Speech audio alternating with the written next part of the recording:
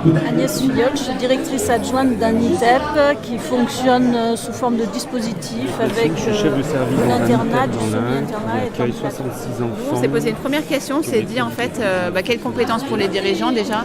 Qu'est-ce que les compétences? Qu'est-ce que ça veut dire compétences? Donc il y a le savoir-être et il y a le savoir-faire. Au niveau du savoir-faire, point, donc le fait qu'il ne faut plus penser donc, maintenant en termes de mission qu'en termes de métier. Deuxième point important pour nous, c'est qu'il faut qu'on travaille plus sur une notion de territoire dans un modèle coopératif avec l'ensemble des acteurs. Et le troisième point, qui est la conséquence des deux premiers. Premier point, savoir jouer un rôle d'interface entre les instances et les équipes en s'appuyant sur des valeurs communes. Deuxième point, savoir manager par la coordination des compétences en développant un débat démocratique. Troisième point, savoir déléguer par la responsabilisation et la promotion des compétences. Deux points, favoriser les espaces de liberté et de créativité. Vous avez donc une feuille de paperboard à chaque table avec des marqueurs. La consigne, il y en aura deux.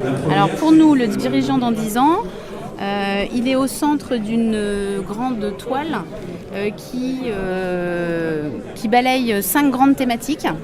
Celle des projets, celle de l'environnement, celle des valeurs et du sens, celle de la gestion et celle des ressources humaines.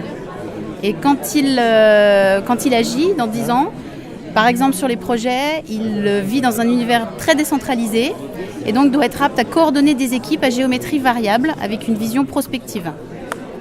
Quand il agit dans l'environnement de dans 10 ans, il est encore plus inscrit dans un réseau, soit son propre réseau associatif, partenarial, dans ce qu'on appelle les plateformes, les services, les parcours de soins. Bon, en résumé, parce que nous c'est pareil, on a pas mal discuté, on s'est dit que le directeur, il devait maintenir un cadre, il était porteur de sens puisque s'il était sur des activités à l'extérieur, en fait nous on était à garder du sens.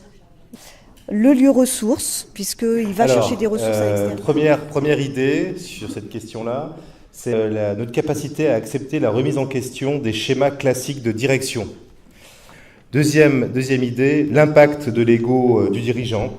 Diriger, c'est d'abord faire un travail sur nous-mêmes et accepter que nous ne soyons pas toujours dans la toute-puissance.